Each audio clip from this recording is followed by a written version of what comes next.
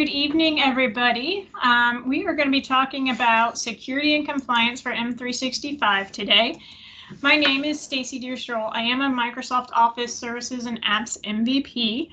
I am the founder and one of the senior solution architects for a company called SharePoint Solutions. The home base is Cincinnati, Ohio. However, we have essentially people all over the place, including Canada and whatnot. You will find my contact information out here. If you ever have any questions, feel free to email me or give me a call. My running joke is I'm not an attorney. I don't charge you for every 5 minutes just for a question. If I'm going to, reach out and teach everybody, you're more than welcome to reach out and ask me any questions. All right. So today we're going to talk about security and compliance, but specifically about risks. What is security and compliance? What are the areas? Where to begin? How to get secure and compliant? How to maintain it? And then just some wrap-up stuff, getting some feedback and whatnot kind of things. So we'll go right into risks. Main risk is if you're not doing proper security, is data breach. We all hear about it every single day, whether on the news or on the internet. Malware attacks are the biggest. There's something they call PUPs, which is potentially unwanted programs. When you get one of these, potentially unwanted programs, a lot of things can happen. One of a couple big things that I have experienced with some clients is complete environment lockout, where nobody can access their environment, period. Also, a large automotive company, which I will keep nameless, also had every single server within their network encrypted. So at that point, everything was down. They could not work. They had to spin up a bunch of VMs, restore everything. Can be quite hectic and very costly, as you can imagine. And what it does is you're really putting your company at reputation in a bad place. We've all heard about, I think it was Home Depot got breached. There's other things that have been breached through the years, and then people stopped using them because they weren't being protective of people's information. And again, like I said, it could be a huge expense to the organization and to individuals whose data that actually gets stolen during one of these attacks. The other thing is a huge risk is backup management. I know we've probably all heard or experienced when you have some type of a failure and you go to the backup and you realize that your backup hasn't been successful, no one's tested it, and you really don't have the information you thought you did. So all these things are huge risks, and that you really see how much exposed you are when you go through a situation where you're breached or hacked and all that fun stuff. So we have to mitigate these risks somehow. So what is the Security Center and the Compliance Center? So this is one of the things I've had struggled with early on in Microsoft 365, because when it first came out, it was the Security and Compliance Center. Then they separated them because people complained. And then people said, well, it made sense that they were together. They brought them back together, and now they've officially separated them. And I don't seem to think that they'll ever go back to each other. And the reason is because now the Security Center really is an area to monitor, manage security across all the Microsoft identities, your data, your devices, apps, your infrastructure, etc. So that's where you kind of configure everything, write your policies, all that kind of stuff. And the Compliance Center is literally a workspace that is designed for you to essentially manage the things that you've configured in the Security Center and act upon breaches and malware attacks and all that kind of stuff using like the Microsoft Defender. So it's really the actionable area from your Security Center.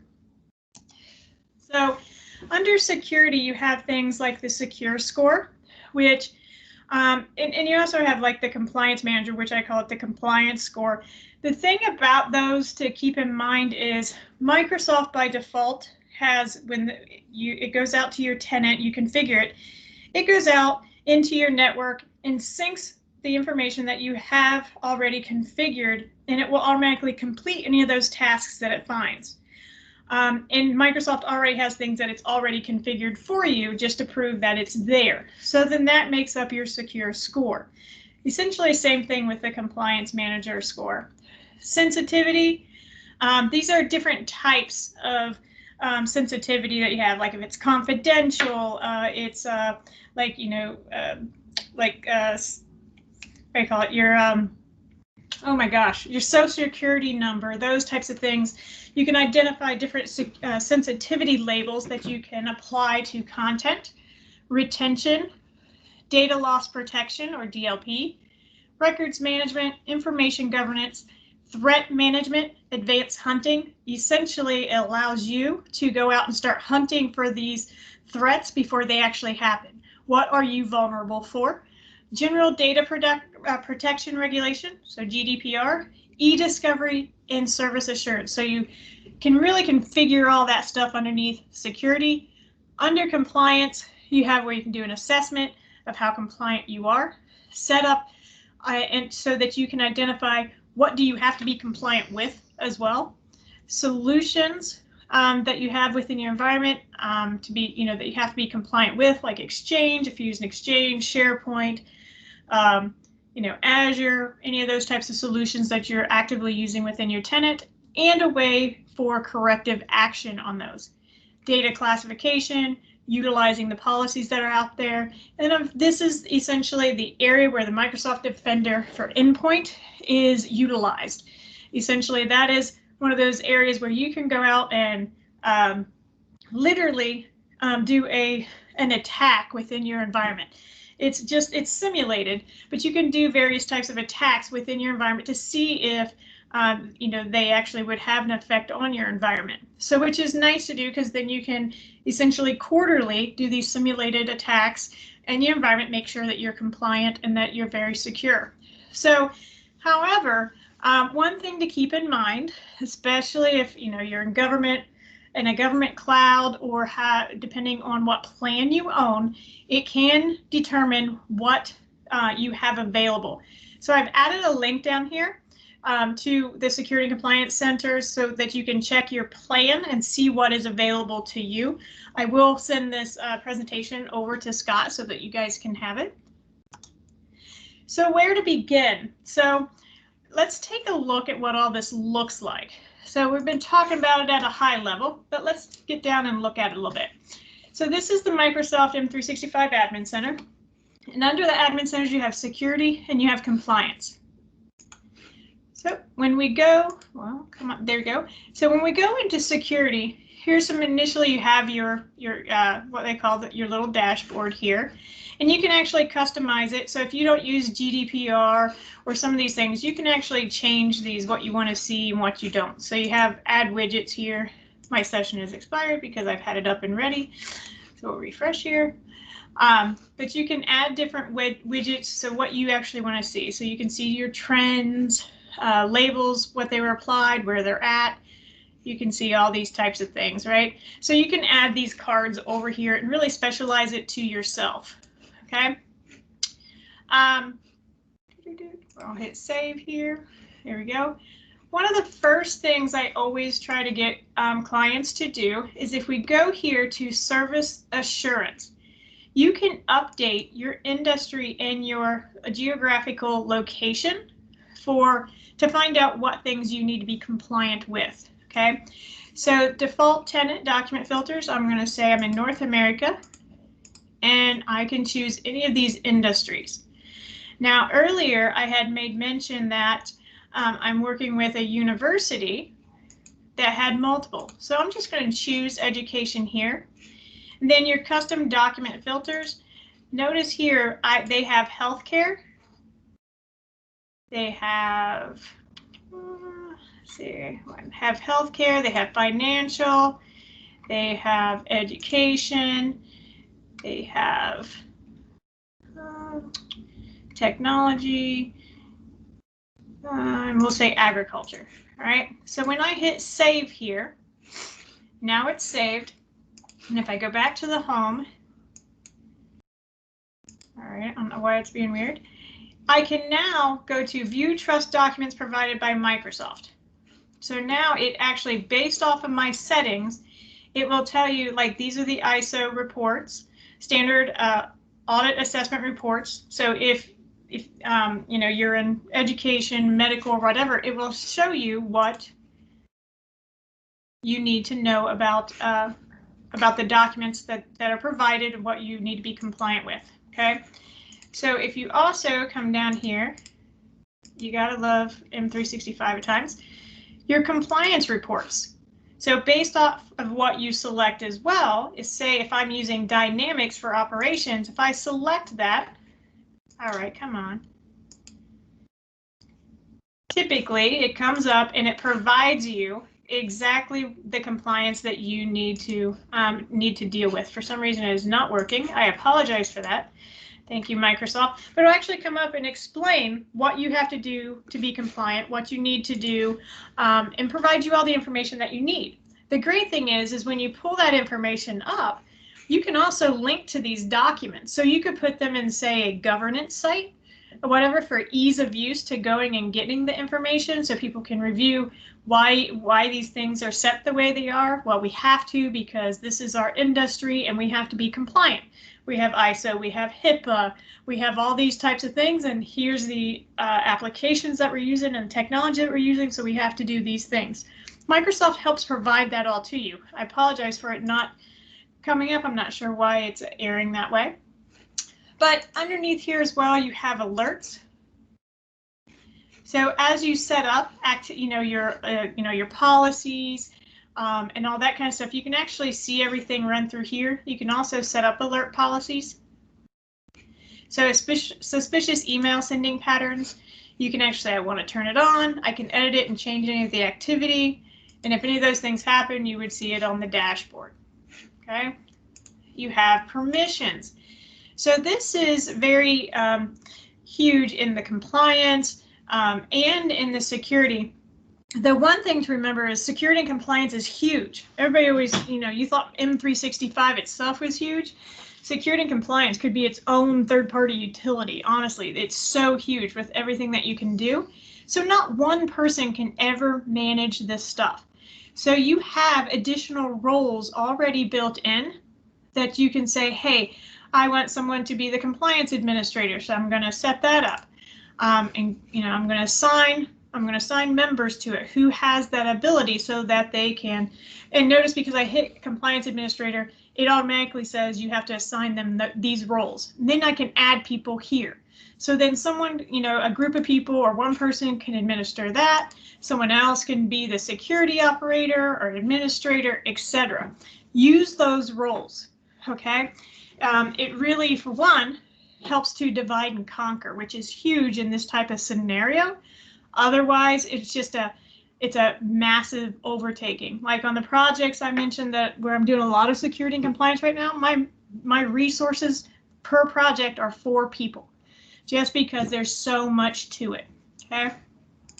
Classification, this is where you can set up your sensitivity labels and your retention labels. Like here, if I create, it actually walks you through everything, which is really nice. So you don't actually have to go and try to figure it out. Literally, like, it's got a built-in wizard. So you can go in here and say, we're going to create a test, display name, test a label, catch bad people.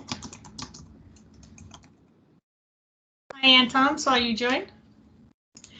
We'll go to next, and now I can say if I want this to be on files and emails, and then you have different options here where you can do groups and sites, and as your preview, there's a purview assets.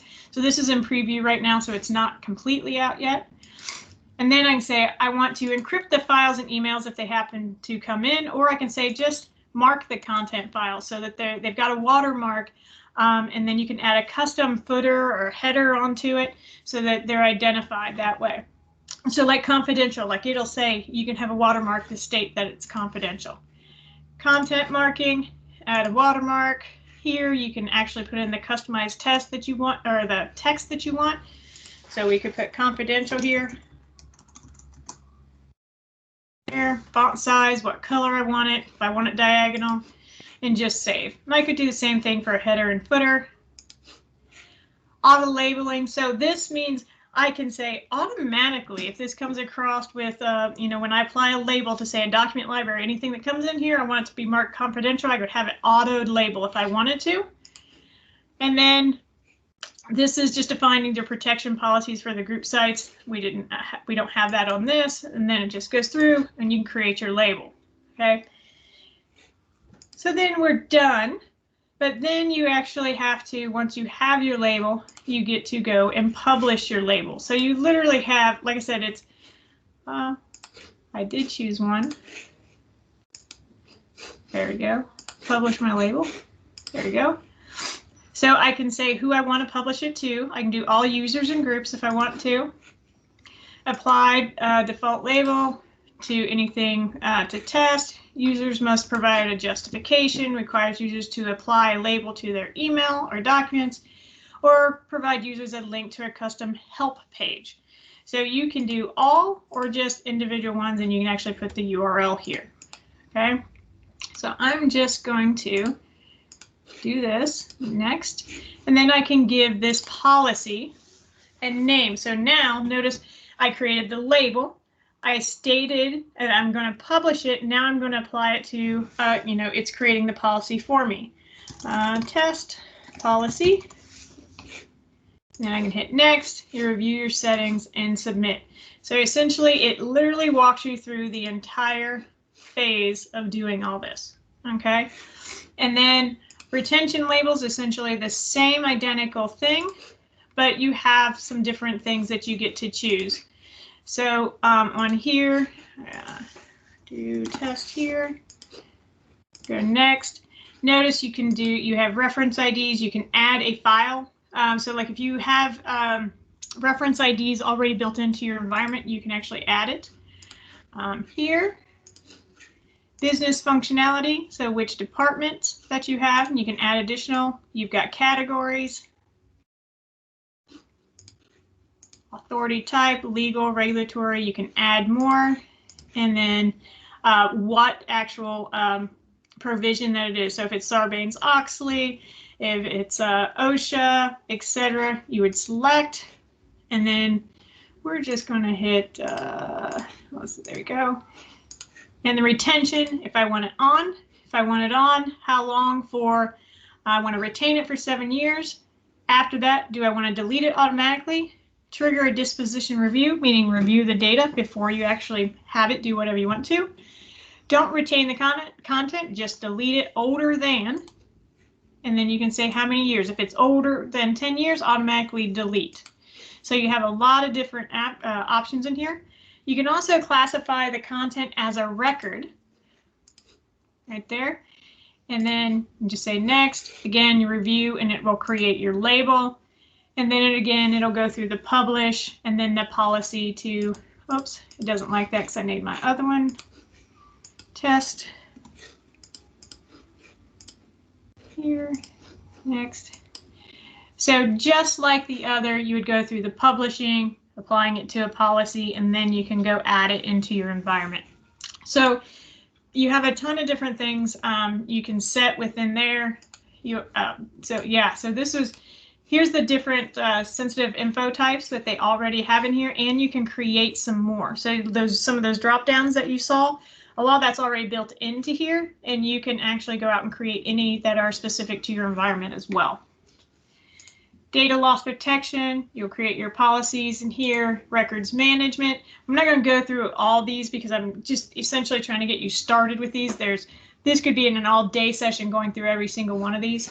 But, supervision, there's nothing there. Shouldn't be anyways.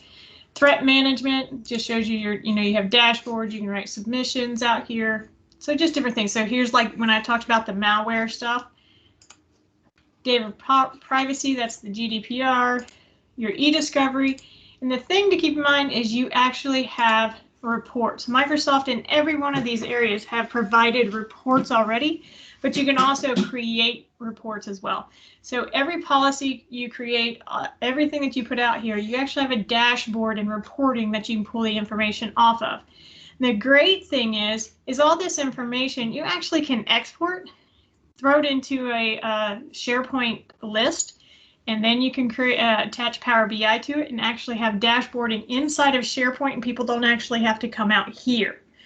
So you can really bring in other functionality within your environment and show it like in something that they're looking at every single day. I don't know about you guys, but I'm a hardcore admin, but I never go to the admin unless I need to, right? Same thing when it was on-prem. I never went to central admin unless there was a problem or someone needed a new site or something like that. I didn't spend my entire day in the admin center, but I do spend my entire day, and I always have my SharePoint site up. So if I had a visual representation of this information that I really needed to see on a regular basis inside of my SharePoint, then I know that I need to act upon it. So keep those types of things in mind. All right, so next, so actually the thing I wanted to show the most here is with getting started is the secure score. So if you go up here to Microsoft Security Center, I'm sorry, I've been fighting a cold, so I'm just like trying to breathe. You see right here, you have the secure score. So this is that area where I said Microsoft automatically goes out and does things automatically. It goes out and see what you have in your environment. If it's configured properly, it goes ahead, gives you the points, and moves on.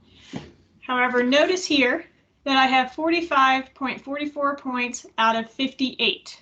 So if you notice, I've had a drastic increase here because, you know, I had my intern going out and getting some things done for me. So my score is a 78.34. Down here, it breaks it down by category, identity, and then my apps. Clearly my apps are, you know, need a little bit of work. And then up here it says actions to review. So like it's telling me that one of them is regressed. 9 out of 10 times what regress means is Microsoft has put an update out there and you need to go update something that you've previously already configured and gotten points for. Okay. Yes, Anton, threat management is awesome. I really love that. And it also tells you how many you have to address, how many are planned, risks accepted. So if there's a risk and say, hey, I'm just going to accept this risk, you actually can do that. Not something I would suggest, but you can. And then recently updated. And then down here is your actual list. Okay. And then notice it says my first 3 are the ones that need to address. Ensure all users can complete multi-factor authentication for security. Require MFA for administrative roles. Turn on customer lockbox feature. All right, now I purposely have some of them not done just so that I could show an example. And then notice these down here show completed. Up here, you have improvement actions, which are these same things. I'll show you that in a minute. But over here, notice this comparison. So I think this is a little sad. I'm glad Microsoft does it, but it is sad when you think about the reality. This is this tenant's score, the 78.34. Organizations like mine are at 28.81%. Custom comparison, that's something they're coming out with. So like if you want to compare to something else, you totally can do that. It's not 100% out there yet. But look at this. So right now, remember earlier I said people are just now really kind of getting the handle that, hey, I need to do something with this security and compliance. More and more keeps popping up in regards to it. Well, this is why. Because other organizations are only at 28.81%. How secure do you think they are at 28.8%? Not very, right? So that's why the big hubbub from Microsoft to really focus on some of these things. And as always, Microsoft always supplies some additional training and documentation around each one of the different admin centers. But if we go up here to improvement actions, so if you notice here, you can actually export this. So if I export it, it comes down here and you can open it. And then you notice you actually have it in an Excel format. You can then make it into a table, you know, those type, you know, whatever you need to do to make it easy to read and to divide with people that need to be actually taking care of these items. So you can actually see where you're at in points, the status. Again, something you could import into a SharePoint list, do dashboarding, all that kind of fun stuff. but it gives you a nice report that you can work off of and you know, do whatever you want to with. But it's a great way to do that. When I do assessments of environments, this is one of the first things I go get. The other one is from the Compliance Center, and I'll show you that one in a minute. So you do have some, like I said, easy built-in reporting that you can grab here. That's show you later. Don't look at that yet. You also have some history. Like I said, it shows you what you're doing, the dates that they were done, all that fun stuff, and then some additional metrics. The other thing I wanted to show is in here when you go to actually work on one. Notice I just clicked on it, right? So this is what Microsoft has done to make this very, very easy. So one, what is your action plan? So right now it's to address. If, say, you're going to a third-party utility to deal with this, so like MFA. Not everybody uses Microsoft MFA with the authenticator. Some use Duo and stuff like that. So you could say it's planned, and that's what you're going to do. And I could do save and close, right? If I want to accept the risk, which then you have to state why you're accepting that risk, resolved through a third party. So then I could put, we use Duo, right? And then if I was to save it, I would actually get the points, because notice right now I'm 2.9. I would get all 9 points because I'm saying, hey, I've already accomplished this, right? Scott, that's Yoda. He's snoring under my chair, sorry.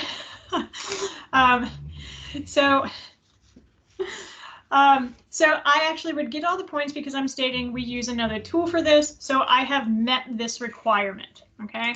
So I'm going to leave it on to be addressed. At a glance, it just tells you what it protects you on, what product it is, the user impact, and what you know, the users that are affected. But then most importantly, it tells you how to implement it. Actually gives you step-by-step instructions on what you need to do to actually complete the task. Every single one of them are like this, okay? So they don't just say, hey, you need to do this and not give you any instruction. They tell you exactly what you need to do, what packages you need to, like here you gotta have Azure AD Premium P2 to accomplish this. And notice here, it actually has a green check mark next to it that says you have Azure Active Directory Premium P2. If you don't, it would actually have an X and tell you that you don't have it. Okay, so then you wouldn't be able to do it. So then you could put it planned or whatever, just make sure you put your notes. All right, so that is the secure score. Any questions on that piece? You guys ready to tackle that? You can talk, I swear. It's okay. Yes, ma'am. All right. So now if we go over to the Compliance Manager, remember I said this is essentially the workspace that makes the things that you've set up in security actionable, right? So notice here my compliance score is a 71.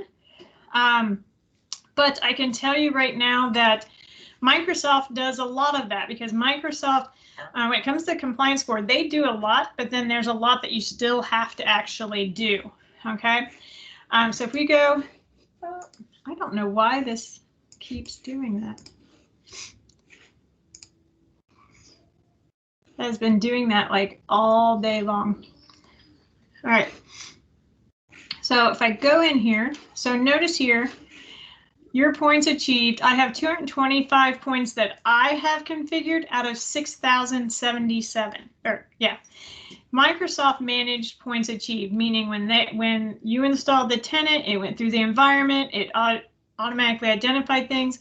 They had 14,313 items to address, and they've addressed them all. So Microsoft essentially is saying, we've done our job, now it's time for you to do yours, okay? So notice here, same thing with the secure score, not completed 482, completed 7, out of scope is 0. Again, if I go up here to my improvement actions, I can export all these and filter. Now they have things by a different category. I always export this one, then put it into a table. Then I have my filters based off of the different categories and all that kind of stuff. And also notice you can assign it to somebody. So if I want to go here and click on it, just like the secure score, notice I can say I'm going to assign this to Stacy because, you know, she needs something else to do in this life. So I'm going to assign that to her. So think about the different roles that we talked about earlier. If you're assigning people to different roles, then they would be required to go out and handle these types of tasks. Implementation status, not implemented, implemented, alternative implementation, so third party, just like the other, planned, or it's out of scope, meaning we're not going to use it, so I don't need to configure it. The thing is you have to go select something to get the points. If you're not going to use it, go out here and state that it's out of scope. Then you'll get your points. If you implement, you also need to state the date that it was implemented or you plan to implement. Okay. And then you actually have testing. So when you configure something, the system will actually go out and test, and you will have information that will populate here. Okay. And then you can add any additional notes from the testing. You can go out here to the standards and regulations. Notice here, data protection baseline. It tells you what the standards and stuff that you've got to be following.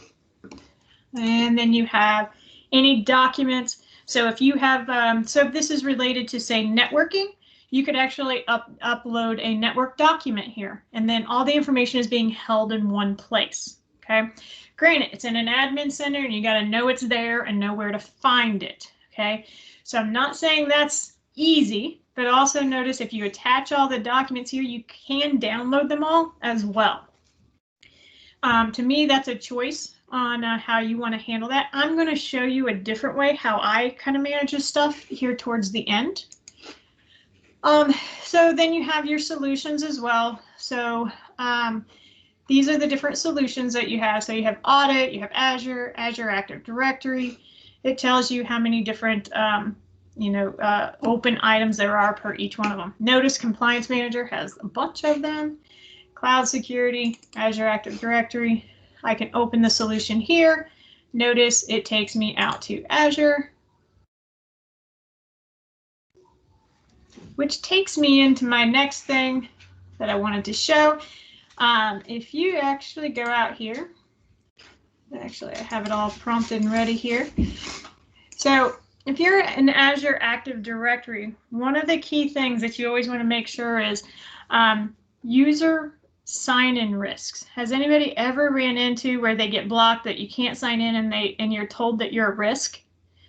So I'm sure Anton probably has had this because I get it a lot on the Microsoft Teams where I can't log in occasionally, or other clients because I travel and present. So a lot of times I'm at either a conference hall or I'm in a hotel.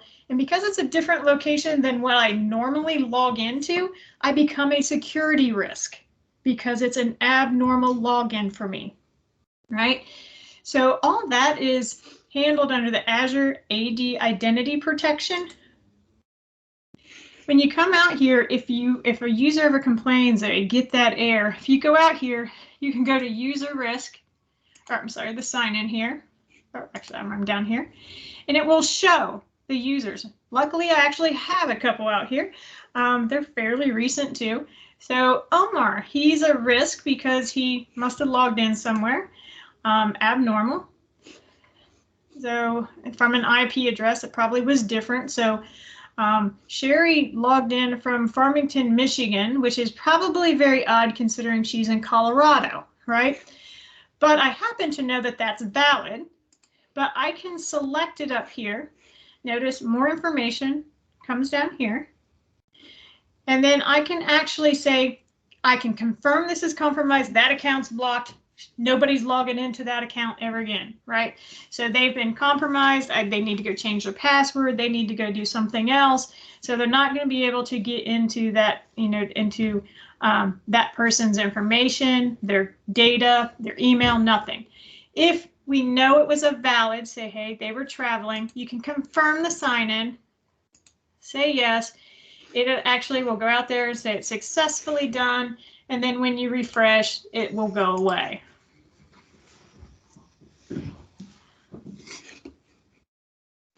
Well, it will after a little bit here. So you got to wait on a little bit of a timer job. It'll go away and then they'll be able to log back in. Okay. So those are just various things that, you know, around the identity and security. It's not all done through the Security and Compliance Center, but darn near most of it is. So underneath here as well. Yeah, yes, correct, Anton. Don't try to log in offshore. That's a nightmare. So back in the compliance thing, remember earlier when I showed you in the security center that you had data classification and all that stuff, right? So notice here, sensitive info types used most in your content. So notice how it actually tells you international classification of diseases. Anybody want to guess that that probably has to do with some, you know, wording of COVID throughout the environment, right? International classification of diseases there, just a different document. Japan bank account number, I'm not sure why that shows up. Driver's license, tax identification number. These are just sensitive. It actually is identifying this stuff out there in my environment, right? You can do trainable classifiers, or it'll populate trainable classifiers, hopefully. Oh, I have to go scan, but I could actually set a scan process. It'll go out there and it's probably going to error, and it did. Oh, here's some. So notice how published, there's an offensive language, resume, source code, targeted harassment, profanity, and threat. I can also, when I click on this, I should be able to see what it's doing here. There we go. I have no matching items right now, so clearly nobody in my organization has used any profanity, so that's probably a good thing. All right. You also have data connectors.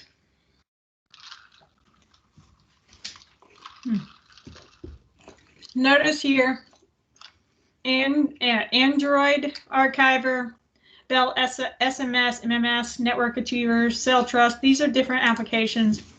I go in here, setting up the connector for the Cisco Jabber. It goes through all the requirements, your subscription, the whole 9 yards of what you would need to do to set up those connectors. Again, alerts, any alerts that you're getting from anything that you have configured, the alerts will be here, and then they'll be actionable as well. It'll tell you the alert source, the last activity, the status, the severity. You'll have, you know, again, another way. Remember, this is the workspace to see where things are going wrong and then take care of them. Then, of course, you can see your policies that you have out here. Again, like I said, the dashboard.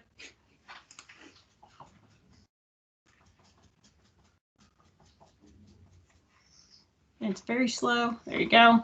So notice there are some policies out here. If there's any open alerts. Last time it was modified, all that kind of fun stuff.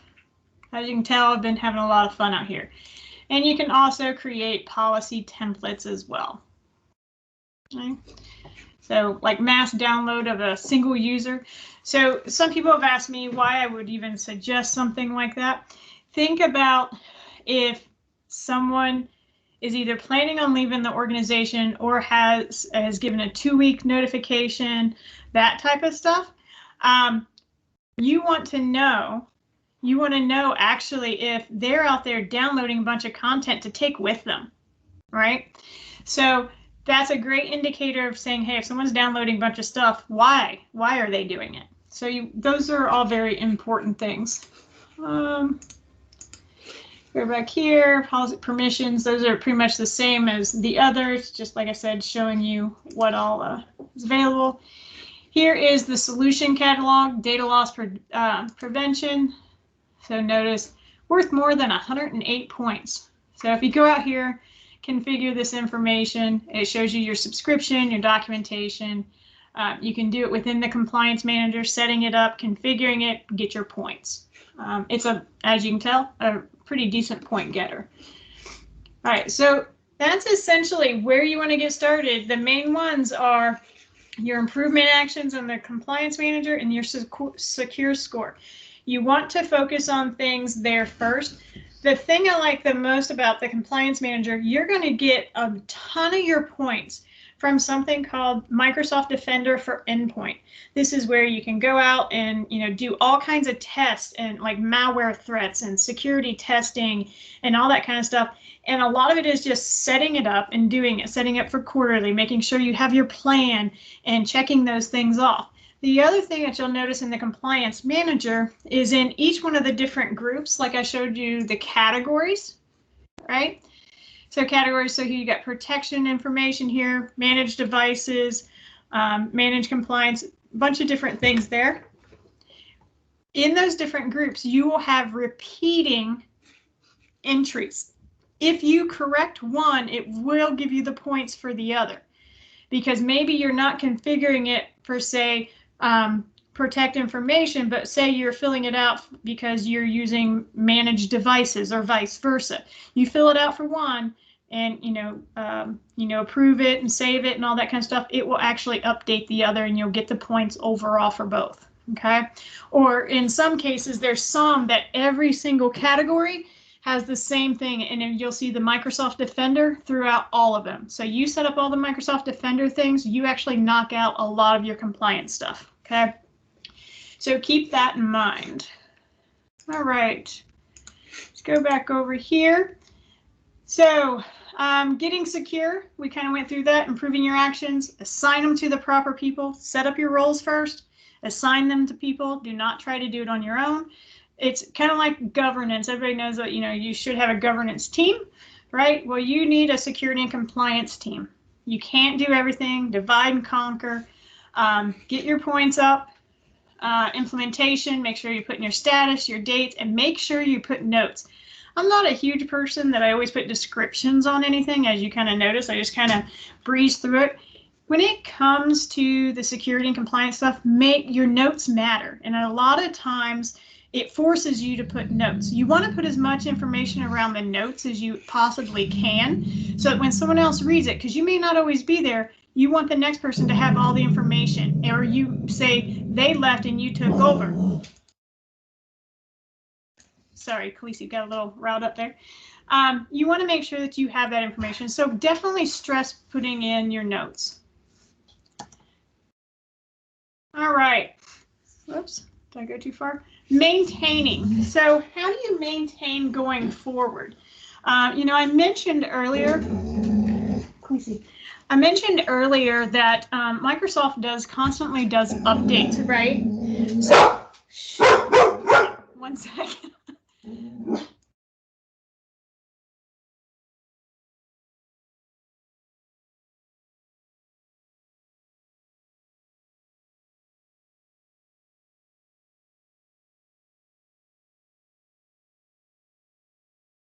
Sorry, let them out. So Microsoft constantly is updating things. So you want to go out, say, quarterly and pull a new secure score, a compliance report, and then just keep up to date on those. Update them as they come out. Reports, like I said, pull those reports, bring them into SharePoint, look at, see them active. Attach the Power BI, put them in a list, do whatever so that you're seeing it on a regular basis, so that you can make them actionable. Also, make sure you're setting up the alerts. If you set up the alerts, then you don't have to do as much as the BI stuff, having it right in your face, because you can actually get emails when an alert happens. That way you can immediately go out and act upon it. Dashboards are huge. And then I'm going to mention it, a governance site. Yes, I typed it. I know some people hate the governance word. But security and compliance, guess what it is? It's just governance. It's just around security and compliance. Something that I have been doing for the projects that I've worked on and working on for security and compliance is actually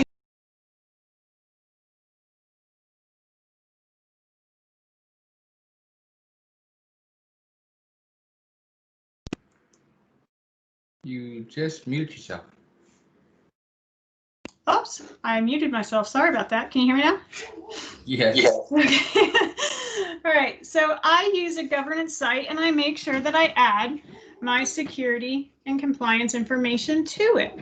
Okay, you know, it's a great place. I mean, all that information should be in one. I've been asked, well, why don't you split security and compliance out from governance? Well, because everything you're doing in security and compliance is setting standards to policies and labels and all that stuff based off of your governance, so that all the information should go together, so you're sharing it and not duplicating the effort, right? So notice here, I just literally, I mean, I didn't take much for me to do, right? I just have some pictures, some quick links here. News, hey, quarterly compliance report. I post the reports in our environment so people see, hey, we're improving, we're doing our job. Hey, there was a data breach, either something I've read on the news through the web, and I post it so the team knows that, hey, this stuff is real, or the clients know, hey, these things are happening and we've got to do something. And also you can put out here events, hey, we got a security audit these dates, we have a HIPAA review, or hey, we need to pull new security, secure score, we need to pull a new compliance report. Put that information out here so it's in your face on when these things need to be done. Those are great and easy things to do. However, one of the most important things I think that I've done, especially around security and compliance, is the fact is, how much of the terminology of things that you guys saw today did you really understand what they were? If anybody says that they understood everything that they saw, I might have to say you're fibbing, right? So what I've decided to do is literally create a terminology list. Now, it's very raw at this point because I'm working on adding a bunch more terms to it, but I literally have identified a bunch of terms based off of security, compliance, anything in governance, really, right?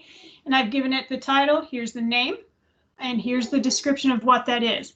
So not only am I learning as I go, or my team members or whatever, I can package this up for every security and compliance and governance project I have and hand it to them. They don't have to recreate it. Nobody does, right? FYI, if this is something you guys want, I will give you this list. Now, like I said, you're seeing the raw format. I added some category areas today, so I'm going to kind of divide up between security, compliance, site architecture, that type of stuff. But it's literally a terminology of everything within M365 and what it actually means. So when you're trying to do it, you don't have to go back and forth and try to figure out what this stuff is. Okay. Now, the look of it that I'm actually going to have once it's done is literally something that looks like this. If I go here, you see up here the A through Z. So it will show that, but A through Z will literally be the first. So like maybe you're looking up information architecture or something, you'll go I, and anything under I will show in this list. So instead of clients, you'll actually see the terms. So it will be based off of search, so you can easily search for a term. Okay, so it makes life a lot easier, needless to say. It makes it just a ton easier, but it allows you to get that heads up, and it gives you the ability to understand really what you're trying to do or others need to do, and say, hey, someone says, hey, I don't know what secure score means. What is it? You can say, hey, got this great terminology thing. It'll explain it all to you so that at least you know what we're talking about and who you might assign those type of tasks to, right?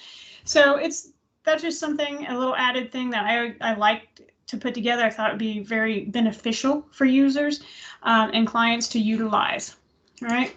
So some other things of how I kind of do the governance. I'm sure you guys know that a lot of the pages inside Modern are all site pages, right? So what I've done there is under site pages, I've actually created a policy category, and then I've added all the different policy types of information. So like site architecture, networking, retention, security, compliance, you name it. And then I would just tag the pages with that policy. And then I just create a view. So here you'll see a retention one and a security one. So then on the main page of the governance site, when I click on retention, Now I only see the pages where the information in relation to retention, right? The other thing that you can do, which is like my next steps of this, is you can add expiration dates. Thank you, Anton. You can add expiration dates, and then you can add the assigned to, meaning you could say maybe these documents or these pages, because it's governance, right? You get audited. They have to be updated every so often before auditing and whatnot. You set an expiration date, you assign an owner, you can have a flow go out, notify that person and say, hey, this page needs to be updated with current information for audit on blah, blah, blah date or whatever. And then so it will notify them 30 days before expiration. They have 30 days to go out there and update it and then reset the expiration. So you're dividing and conquering your governance so that more people can help. Because for one, nobody ever wants to read a governance document. I don't even like to create governance documents because I actually see them as a huge waste of money. Because once I spend all that time writing a 200-page governance document, no one ever uses it. It's not very searchable, it's not easy to use, and it's horrible to update.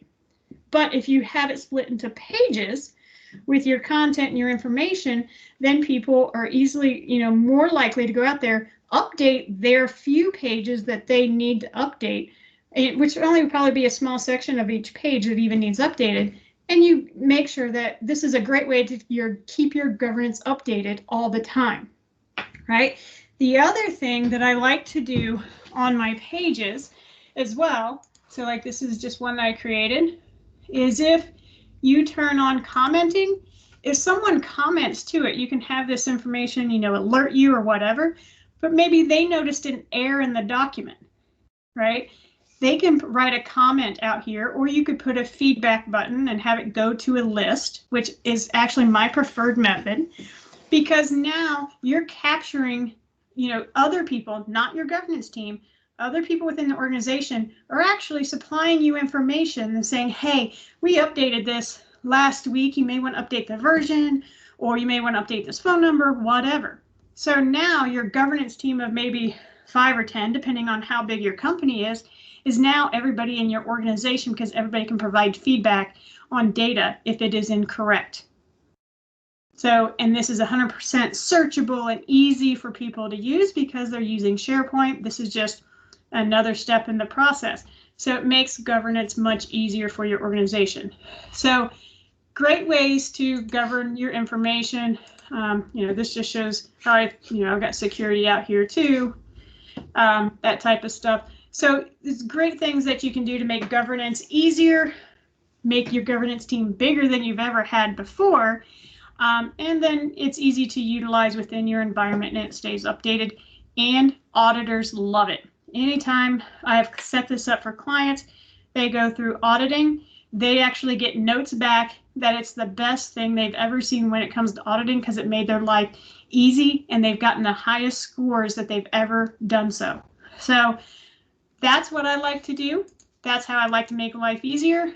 I also, when I set things up like this, like I said, I'm really wrapping this one up all together. I have zero problem supplying you guys this information to help you guys get started on a governance site for you guys. And I will share the terminology as well as soon as we get it all knocked out. I've got about, I gave my interns about 150 to 200 other terms that they're entering in. So as soon as those are done, I'd be glad to share those with you guys if you would like.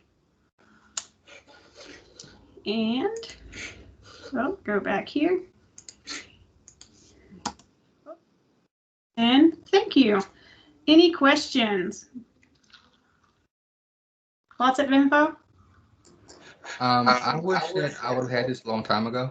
I was doing an admin gig, and I came in and they had nothing set up at all, and I had never done like admin from a 365 standpoint.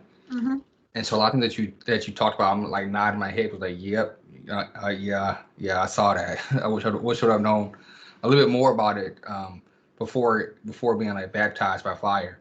But Yeah. I learned a lot from what you showed. You're spot on. Oh, thank you. Thank you. Anybody else? Is it helpful?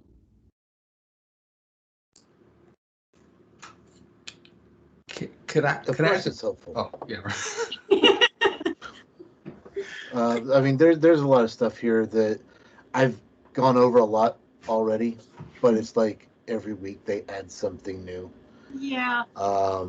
And I know I need to pass this off to some folks that I work with who should be in this, but I don't believe that they are. And the people who should be in it don't have access at all. It kind of drives me nuts, the way that people like to build empires, but yeah.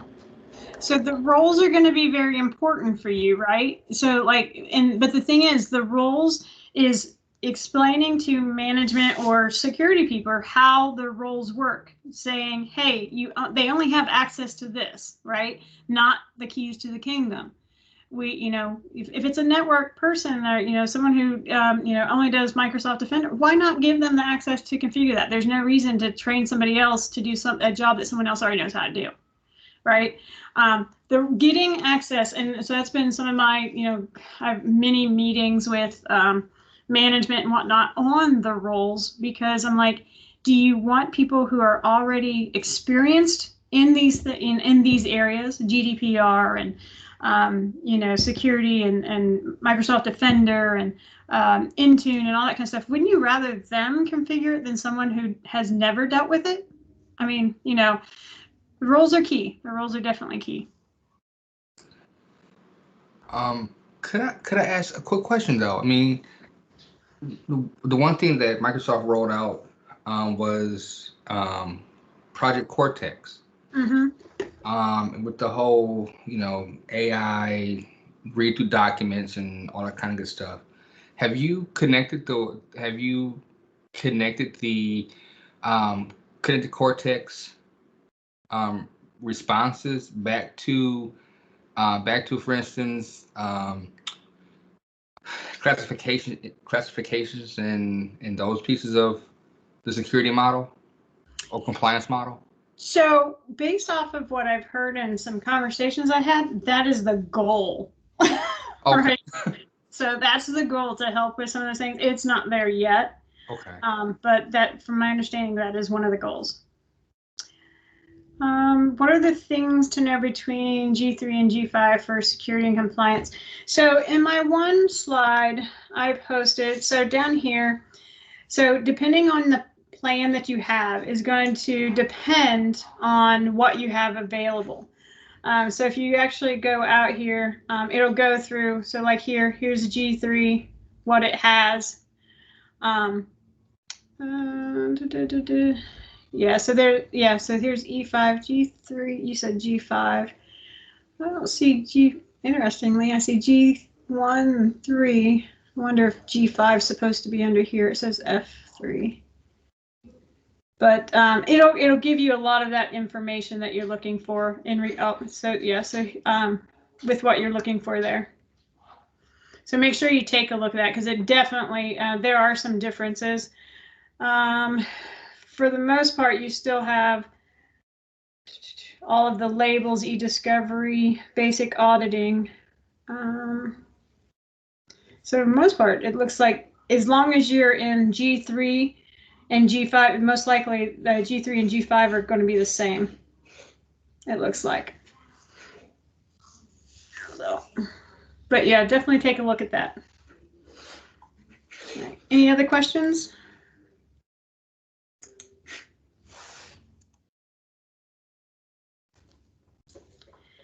Also, if you want to, please take a picture of the QR code. It just takes you to a feedback form where you can supply any other additional feedback. This is the first time I've done this session, which is why the site's not fully baked. I just really started working on it, and then Scott had reached out, and I was like, oh, doing a lot with security and compliance. That would be awesome. So I don't have everything fully baked there, because I was hoping to have it to the point that I could kind of wrap it up and give you guys like a little package with the stuff, but that'll be coming within the next week or so, that I can make sure that you guys get that if you're interested. If you fill out the session feedback, you can state in the notes that you would like it, and I'll make sure you get it. Anybody that fills out the session feedback, and you're allowed, I will state that, I'll put you in a drawing and I'll randomly do a randomizer and pick a winner and send you guys, send whoever it is a $25 Amazon gift card. Woohoo. Okay, Stacy, I greatly appreciate you jumping on this this month.